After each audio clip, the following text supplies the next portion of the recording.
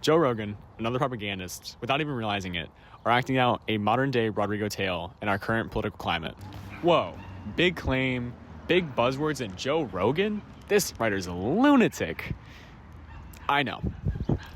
What could Roderigo, a fool who gets manipulated by Iago, have anything to do with comedian, podcaster, wildly successful media personality, Joe Rogan? I'll get there, but first allow me to define the useful idiot. Useful idiot, noun, is a naive or credulous person who can be manipulated or exploited to advance a cause or political agenda. In our case of Roderigo, Iago is facilitating the help of Roderigo through monetary donations and coerced actions. We as the audience know that Iago intends to disrupt the power structure in Venice and Cyprus, so he will find himself in a place of power, an act of revenge against Michael Cassio and Othello. Iago's plans wouldn't work without the help of Roderigo. However, Roderigo believes he has something to gain from helping Iago, for he has the hots for Desdemona, as any working-class villain in Venice would. I find this similar to how people become talking heads for the belief of Washington's disconnected politicians. Yes, I know it's done to death, and everyone is sick of talking about Trump and the various election dissections by CBS, ABC, Fox, and every other soulless corporation-backed news report for those that still trudge through cable TV prices. Shout out to your grandmother, by the way. She makes great cookies. But clearly, there's something to his success. We as a nation have a problem with distinguishing the difference between aesthetics and actions. Donald J. Trump caters to an audience of white men, often Southern and largely Christian. In the political landscape, we rarely see Trump as the popular candidate, meaning he does not often attain a majority of individual votes in an election. He won his 2016 presidential election through electoral college votes. This isn't to take away from his near-cultish following by those who vote for him, and the swaths of people who believe in his side of the culture wars that plague the air political discourse. This includes his opinion on birth control, women's health, transgender identity, the release of January 6th insurrectionists, and the spreading of the rumors such as the Haitian immigrants eat pets stories he parroted shortly before being election. In Springfield, they're eating the dogs, the people that came in. They're eating the cats. They're eating the pets of the people that live there. And this is what's happening in our country. But who is believing this, and why? How are people we can hope can think critically just accepting his claims unconditionally? This is due to a deterioration in personal opinion pushed by various forms of media, such as right-wing talking heads like Joe Rogan, and even traditional media like news broadcasts. Joe Rogan has been producing his podcast, The JRE, for 15 years. Throughout a monumental run that is still ongoing, Joe has had many guests with varying political opinion, going from left-wing social democrats such as Senator Bernie Sanders. Nobody in the world can honestly explain them in 45 seconds. And then what encourages people to do is to come up with sound bites and do absurd things. If I yelled and screamed on the show, I took my clothes off, we get a lot of publicity, right? But if you give a thoughtful answer to a complicated question, it's not so sexy for the media. Well, you don't even have a chance to give a thoughtful answer. To right-wing white supremacists and male chauvinists. America is that America did tolerate the great original sin of slavery up until the Civil War, and then tolerated Jim Crow up until the civil rights movement of the 1960s. And that is a great stain and a blot on America. But the story of America is trying to fulfill the promises of the Declaration of Independence over time, make those promises available to everybody. Imagine if women had dicks and men had pussies and we were just really into big dicks. He doesn't say entirely. However, you wouldn't really notice with the over 2,300 episodes out on various platforms. As a casual listener, you may watch a few of his episodes talking with various MMA stars or military veterans detailing their war experiences. He masks as a casual guy, a dude, a pal, just a guy you would find at the bar and discuss what kind of gun you want to buy next, or when your next hunting trip is. You wouldn't even realize his descent into throwing around false rumors and speculation about the LGBTQ and ignoring the growing fascism in our daily lives. Joe Rogan, on October 25th, 2024, in the lead-up to the election, hosted Donald Trump on his podcast. The episode has 58 million views, with 2.3 million likes. So what does that mean in a platforming sense? Rogan is friendly, agreeable, and passionate to speak with them. Non-combative. He allows the audience to accept what Trump is saying unquestionably. Ultimately, there is blame on the audience for allowing themselves to be told what to think. However, it doesn't minimize the spread that Joe has. Joe benefits from Trump in that he knows that the episode will explode. But Trump gains positive public attention, which is incredibly more substantial as a politician. Joe is a useful idiot in the way that he agrees with Trump on a surface level, and doesn't prod him about what his actual policies affect.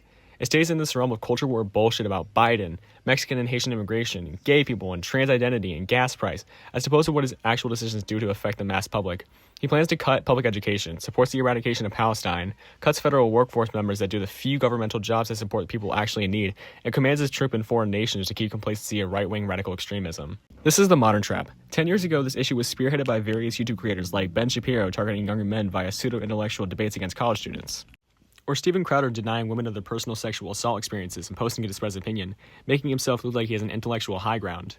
These videos have millions of views and perpetuated the phenomenon known to many as the alt-right pipeline that was known to attract young teenage boys who would fall into extremist ideas and ruin in the sense of justified hate against particular groups of people. These people would most commonly be minority groups identified by race and sexual orientation, and women most commonly. These debates would center on discussions about gender and racial violence, rape culture, and the differences in the belief of economic systems. White family worth, in terms of financial worth, is 69 times more than that of black families. Given this disparity, how can you argue that racism is not a driving factor in income inequality? Because it has nothing to do with race and everything to do with culture. And when you have a culture that doesn't... You know what? Explain to me. You explain to me why black kids aren't graduating high school. Explain that one to me. Explain to me why black kids are shooting each other in rates significantly higher than whites are shooting each other. Explain to me why 13% of the population is responsible for 50% of the murder. Explain to me why the number of black kids in prison... The opponents of these creators would be framed as fools and also sold to the viewer as representations of those groups as an entirety. These boys would click off the video feeling a heightened sense of moral high ground and are now the millennial and Gen Z voters of today.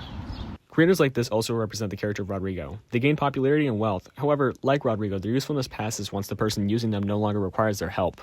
These channels lost relevance. Their videos now average mere fractions of viewership in comparison to their heights, owning and running companies that are hemorrhaging money and staff, while the Iago of their stories has reached what he needed. Trump, who outwardly represents many of the ideas these creators pushed, is now in office for a second term. He has and will affect the political landscape in unfortunate and unforgettable ways, and because of the support he received, now has a rabid extremist following of people who are unwilling to reckon with the senseless destruction of a nation titled by its unification.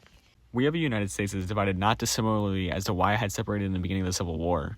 There's something important to note that while these creators may not have gained their success directly supporting Trump, they supported the creation of a political landscape that allowed a character like Trump to thrive in his election campaign. It's important for us to recognize these characters in our media cycles. I'm naming some big names, but these useful idiots are everywhere in our content consumption. From slop tubers, which I hate this coin term for this kind of content that talks in a sensationalized way about YouTube drama or whatever a celebrity did that week, that talk unknowingly about real-life conflicts. They're terrible people. These people are not your allies. They are not the same as us. They come from an inferior culture that is horrible. It kills people for their identity, and it is directly antithetical to everything Western values stand for, and it is an inferior culture in all ways. Or even your newscaster talking tastefully about a government carrying out a 21st century genocide. Or even worse, presenting it as a two-sided war, when only one is the backing of the largest global superpower, and the other side consists of children's remains that are scattered across their former houses, being claimed as terrorists or being in terrorist-designated zones.